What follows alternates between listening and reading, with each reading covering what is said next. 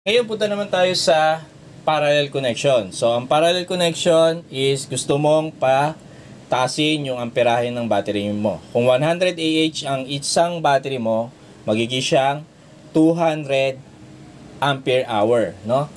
So, paano ang gagawin pagka nagpa-parallel tayo? So, yung dalawang positive is pagkokonektahin and yung dalawang negative is pagkokonektahin din. So, yun ang gawin natin.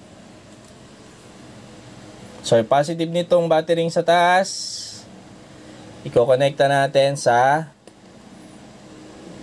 positive terminal ng battery sa ibaba. Yan. And then, ganun din gagawin natin sa negative. Negative terminal and negative terminal, pagkokonektahin natin.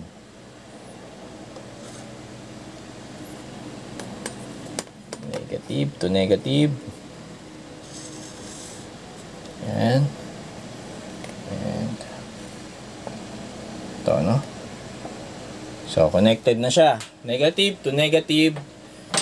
Positive to positive. Ngayon, ito, marami nagkakamali dito. So, saan ka kukuha ngayon ng yung main positive terminal and main negative terminal? So, karaniwan, ang nakikita ko, na ginagawa is pag naka-parallel na yung dalawang battery, kumukuha sila ng main positive and main negative terminal sa isang battery lang. So, sample dito sa ating wiring diagram dito is dito lang nila kinukuha sa taas lahat, no? So, bali ang magiging main terminal is yung positive nitong battery nito. Then, yung main negative terminal is same battery terminal, no? Yung una pa rin yung kinukuha nila. Dito sila kumukuha ng main negative. So, mali yung ganito, guys, ha. Hindi dapat sa isang battery terminal lang kukuha ng positive and negative at gagawin mong main terminal ng yung parallel connection ng battery. Bakit ko nasabing mali yung ganitong connection, guys, no? So, na-experience na rin natin to, kaya i-share ko lang. So, pag ganito yung ginawa mong setting mo or yung connection mo ng wiring mo, na dito ka lang sa isang battery, kukuha ng positive and negative terminal, is during discharge ng battery, no, ginagamit mo yung system mo, during discharge, ang unang madi-discharge, guys, is yung pinakamalapit sa main terminal. So, meaning, itong battery na to.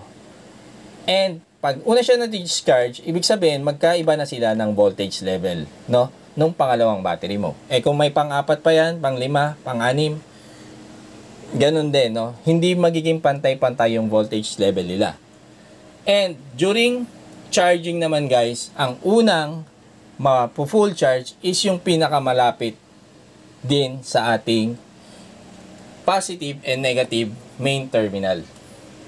Yan, anong pwede natin gawing connection para mag-balance yung voltage level ng ating battery sa parallel connection? So, yun nga, sinabi ko, mali yung ganitong connection. So, paano ang tamang wiring? So, ganito, guys, no, kahit gaano pa karaming battery yan na nakaparallel, ang gagawin nyo, guys, is kukunin nyo yung positive terminal sa first battery nyo, no? Mamili kayo kung positive or negative, no? Pero, yung isang terminal is kukunin nyo dun sa first battery na nakaparallel, no? So, tama na to. Kukunin ko na dito. Buburahin ko lang tong sa negative. So, yung negative terminal is hindi natin kukunin sa first battery. So, natin kukunin yung negative terminal, kukunin natin siya sa last battery. Hindi ko sinabing second, guys, no? Kasi baka marami kayo nakaparallel, no?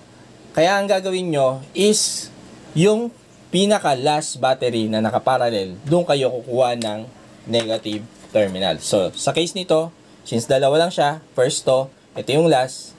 So, dito tayo kukuha ng negative terminal.